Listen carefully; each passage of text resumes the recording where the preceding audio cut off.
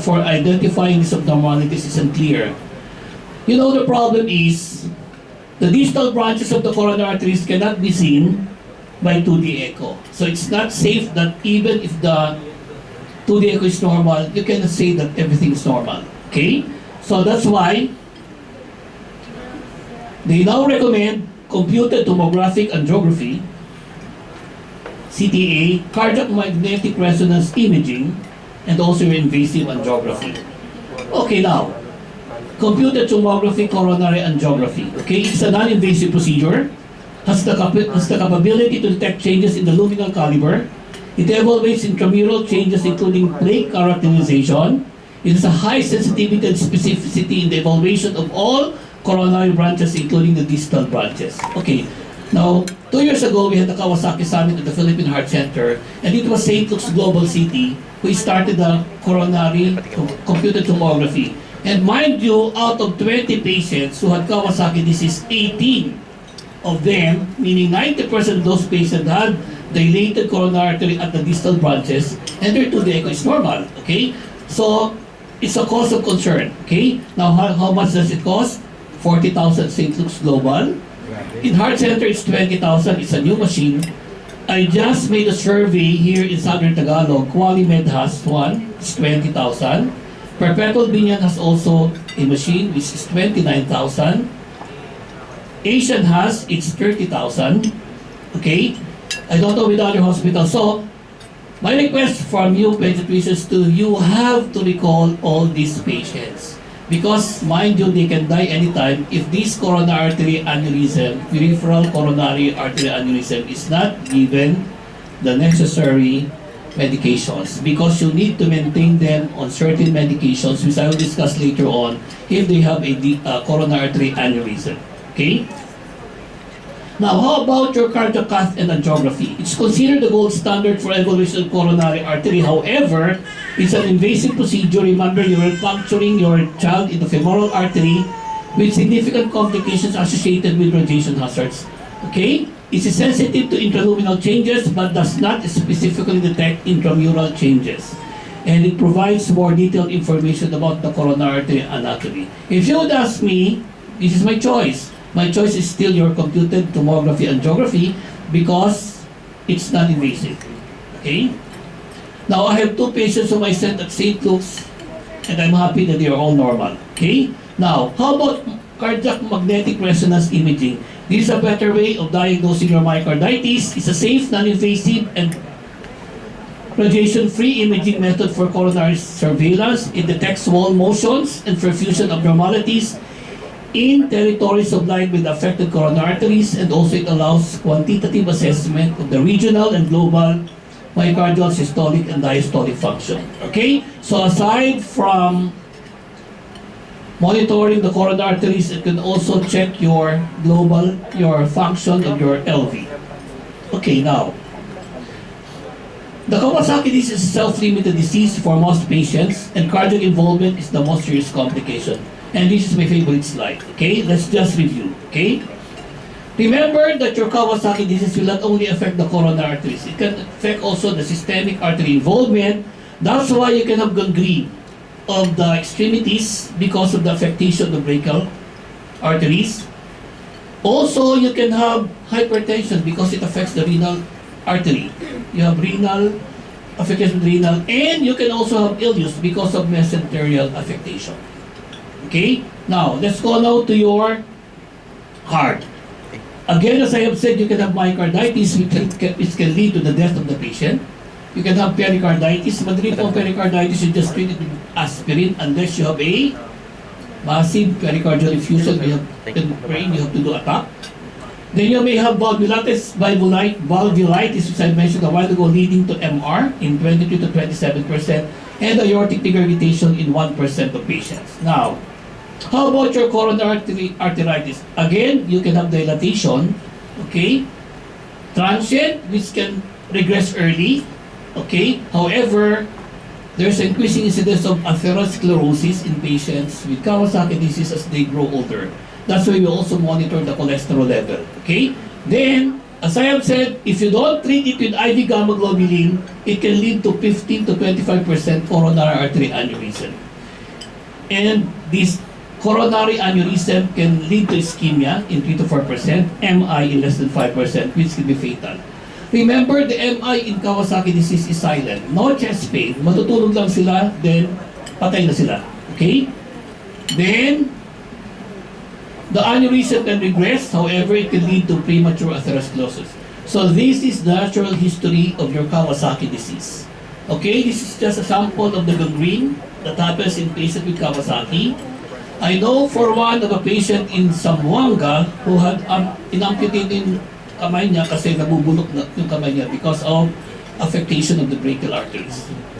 Okay, now, pathology. Although inflammation of the coronary arteries results in the most important clinical outcomes, Kawasaki disease is characterized by systemic inflammation in all medium-sized arteries and in multiple organs or tissues during the acute phase, leading to associated clinical findings like the liver, the lungs, the GI tract.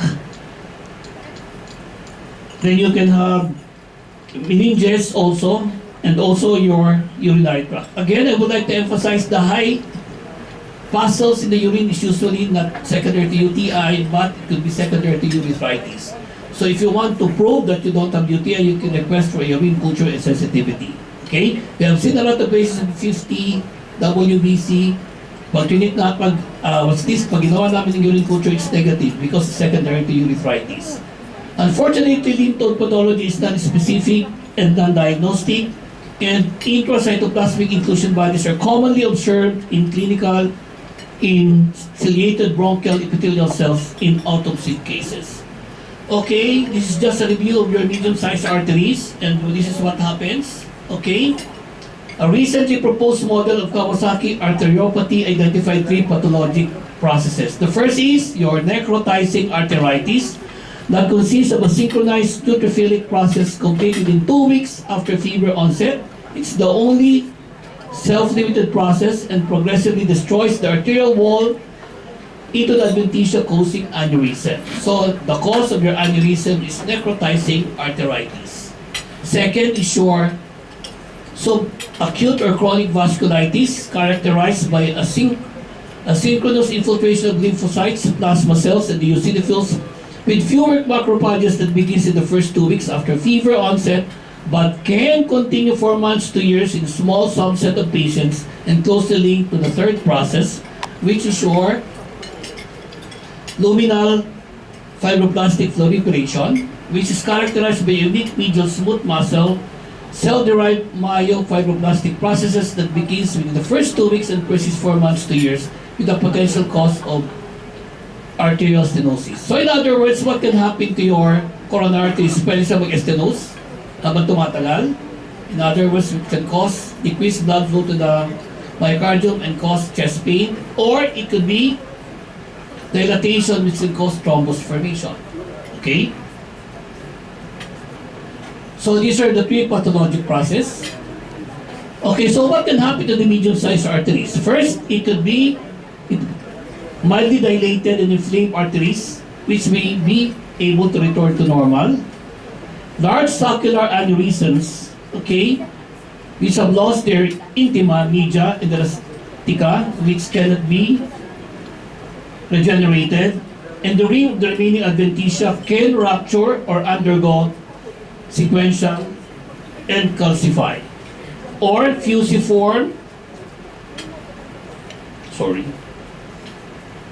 or the fusiform aneurysm with partially preserved media that can thrombose or develop progressive stenosis from luminal myofibroblastic proliferation, and large aneurysm that can appear to resolve when the lumen size decrease because of layered mural thrombi or the LMP. So this what can happen to your coronary arteries. It can be normal, saccular aneurysm, fusiform aneurysm, segmental aneurysm, and your ecstatic dilatation. Okay, how about myocardial ischemia? Okay, you can have myocardial ischemia because of your coronary artery stenosis or obstruction, extreme sluggishness of flow through the capacious aneurysm, particularly those in the distal segment.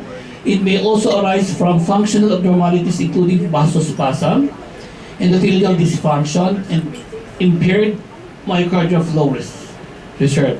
So, fellow pediatricians, if you have a persistent coronary aneurysm, please don't stop your aspirin and you may add your clopidogrel. This is the new drug that they recommend instead of the previous dipyridamole. Because once you have a dilated coronary aneurysm, dilated coronary artery, the flow is sluggish and this can lead to formation of your thrombus. That's why we usually monitor them every 2 months or every month mag-echo kami because we want to check if there's thrombus formation. Because once there's thrombus formation, you need to give an anticoagulant, okay, aside from aspirin and clopidogrel. Okay. Okay, what's the fate of the coronary aneurysm? It can regress, it can stay unchanged, it can progress to stenotic obstructive lesions with or without recanalization. It can occlude, it can develop new lesions, and can expand to aneurysmal dilatation. This is just the drawing of the different fate of the coronary arteries. This is a thrombus formation, okay? This is a rugged type wherein eventually it will clog. Okay. Now, how about the treatment? We still give your IV gamma globulin, 2 grams per kilogram, plus acetylsalicylic, your high dose at 80 milligrams per kilogram per day. So this is the recommendation of the American Heart Association. Patients with complete Kawasaki disease criteria and those who meet the algorithm criteria for incomplete Kawasaki disease should be treated with a high dose IV gamma globulin, 2 grams per kilogram given as a single infusion for 10 to 12 hours within 10 days of the illness onset, but as soon as possible after the diagnosis. But please don't give IVIG less than 4 days of the illness. Okay, it is reasonable to administer IVIG to children presenting after the 10th day of illness in whom the diagnosis was missed earlier if they have either persistent fever without other explanation or coronary abnormalities together with ongoing systemic inflammation as manifested by elevation of ESR and CRP. So you can still give after 10 days. Sabi dati ng golden period is 5 to 10 days. But if after 10 days your patient is still febrile or you have a high ESR CRP, kahit wala na lagdat, still give your IVIG. Okay, administration of moderate 30 to 50 milligrams to high dose as acetylsalicylic acid is reasonable until the patient is febrile, although there is no evidence that it reduces coronary aneurysm. Okay? Bakit po may moderate aspirin? In countries where there's a high incidence of Reye's syndrome, like in Japan, they don't give a high dose aspirin. They only give 30 to 50 milligrams. So acceptable po. There are times we get ako, doktor, ayaw inumin yung aspirin. Sinusuka. Sabi ko baka naman sa sobrang dami, sige, babaan natin ng 30 to 50 milligrams per kilogram. Okay, IVIG generally should not be administered to patients beyond the 10th day in the absence of fever, significant elevation of inflammatory markers, or coronary artery abnormalities. Okay? Do not give IV gamma globulin. Okay?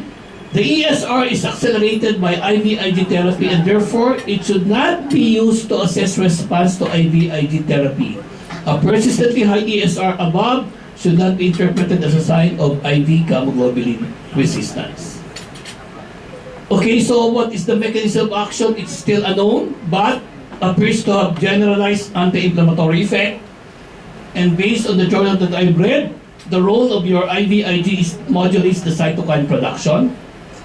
It neutralizes the bacterial superantigens or other etiologic agents. It augments the T-cell suppressor activity. It suppresses the antibody synthesis and also the provision of anti-idiopatic antibodies. Minsan po ang hirap, pag well-read ang nanay, Doktor, ba't ibibigay niyo ang mahal-mahal? Unknown naman ang mechanism of action. So ito na po ipapasok niyo. Tandaan niyo po ha, there are a lot of patients who are well-read. Pagdating ko, dadala ko na, yes, doctor, we've read everything you've said. Kasi nag-search na sila sa internet, may kamag-anak sila nasa US na sinabihan sila kung paano yung treatment. Okay? Now, so what are the effects of IV gamma globulin? It reduces the prevalence of short and long-term coronary artery abnormalities. Sabi natin, if you give IV gamma globulin, if you don't give 50 to 25%, if you give 5%, please don't give the assurance that the patient will not develop coronary abnormalities because there is still a small subset of patients who will still have coronary dilatation. Okay? It results in a more rapid effervescence and resolution of laboratory indices of inflammation. Di ba ho, ibang Kawasaki, 10 araw naglalaglat, wala pang 12 oras ng IVIG, okay na sila, naglalaro na, and they already eat and active, okay? And it resolves more rapidly the impaired cardiac function. I had a patient in Lazar who was referred to me when they did a 2D echo, the ejection fraction was 30%, dapat po 50 and above. After giving IVIG, when repeated it went up to 80%. So in other words, it resolves the more rapidly impaired cardiac function. Okay, now, please remember, 20% of children will develop transient coronary dilatation in the proximal left anterior descending or proximal right coronary artery disease core. And 5% will develop coronary artery aneurysm and 1% will develop giant aneurysm. Okay, now, please remember, okay, while you are giving infusion, always be ready with your diphenhydramine because they can manifest hypersensitivity reaction. And always remember, mumps, measles, and varicella immunization should be deferred for 11 months after receiving high-dose IVIG. Halimbawa, nakalimutan mo, nagbigay ka pa rin. Wala naman, hindi naman mamatay yung pasyente, kanya lang bali mo na ibigay yung vaccination. Because the IV gamma globulin will counteract the vaccine. Okay, now, ang tanong, yung brands ba, mas magaling ba ang isang brand over the other? They made a study and brands, they have no significant difference in most studies. And right now, I think we have 5 brands in the Philippines right now. Iba-iba po sila ng presyo, okay? But I don't know, Vizcara gives the lowest price and gives the lowest discount. Hindi po ako nagpropromote ng Vizcara, kanya lang we have to compare the other drug companies, okay? Now, ASA, okay, again, I would like to repeat, the antiplatelet dose is 3 to 5 milligram per kilogram, given for 6 to 8 weeks if no evidence of coronary artery aneurysm. Given indefinitely if coronary artery aneurysm persists after 8 weeks, but you may add clopidogrel or Flavix at 0.2 milligrams per kilogram.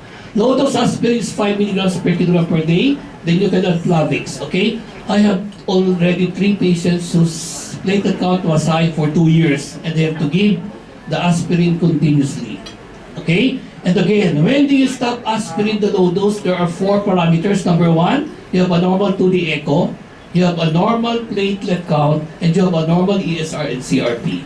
So bago po mag 2 months, ipacheck nyo yung 4 na parameters na yun, then if they are all normal, you can stop your aspirin. But if one of the parameters is high, continue your aspirin. But again, in my practice, I have 3 patients whose platelet count was high and they gave it for 2 years. I even referred the patient to a hematologist because I was worried, baka naman nami-mislead na ako. Then sabi nga nung hematologist, sir, you have to continue your aspirin. It's still part of your Kawasaki disease. Okay, now, again, if you have a patient who is hypersensitive to ASA, give clopidogrel. However, if you will maintain the patient in long-term ASA therapy, give an influenza vaccine. And if susceptible to viral infection, discontinue ASA and give clopidogrel. Halimbawa, may measles outbreak, okay? And you're worried na baka mag-Reye syndrome yung pasyente o may chickenpox, so stop aspirin, give clopidogrel, which is Flavix, okay? Wala na pong dipyridamol, ha? Hindi na siya kasama sa management. So, how about IVIG resistance Kawasaki disease? IVIG resistance is defined as persistent or recrudescent fever at least 36 hours and less than 7 days after completion of the first IVIG. Tapos ka na IVIG, namutang yung magulang, mamaya naglalagad na ulit. It could be an IV resistance Kawasaki disease, okay, or persistent or recurrent fever of any magnitude between 38 hours to approximately 2 weeks after the start of the IVIG treatment is generally assumed to be the result of failure to abort the disease process. It could be what you call the refractory Kawasaki disease. Minsan po, sinasabihan namin mga pediatrician, baka naman talaga may infection siya kaya nagdadagdag, baka hindi na siya repeat Kawasaki disease. So you need to review the history. You might need to give an antibiotic because there could be a concomitant infection. Okay.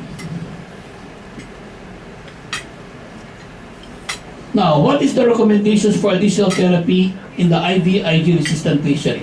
It is reasonable to administer a second dose of IVIG to patients with persistent or recrudescent fever at least 36 hours after the end of the first IVIG infusion. Second, administration of a high-dose pulse steroids, methylprednisolone at 2 mg per kilogram IV, divided every 6 hours intravenously for 3 days, then prednisone until CRP normalized, then taper over the 2 to 3 weeks, may be considered as an alternative to a second treatment of IVIG or for retreatment of patients with Kawasaki disease who have had recurrent or recrudescent fever after the additional IVIG. Okay? So you can give pulse steroids. Halimbawa, binigyan mo ng isa, sabi ng nanay, wala na po kung pera, okay? You can give your methylprednisolone. Okay? Administration of a longer tapering course of prednisolone or prednisone together with IVIG 2 grams per kilogram and ASA may be considered in the retreatment of patients with Kawasaki disease who have had recurrent or recrudescent fever after initial IVIG treatment. And number 4, administration of infliximab or Remicade single infusion, 5 mg per kilogram over 2 hours may be considered as an alternative to a second infusion of IVIG or corticosteroids for IV-resistant patients.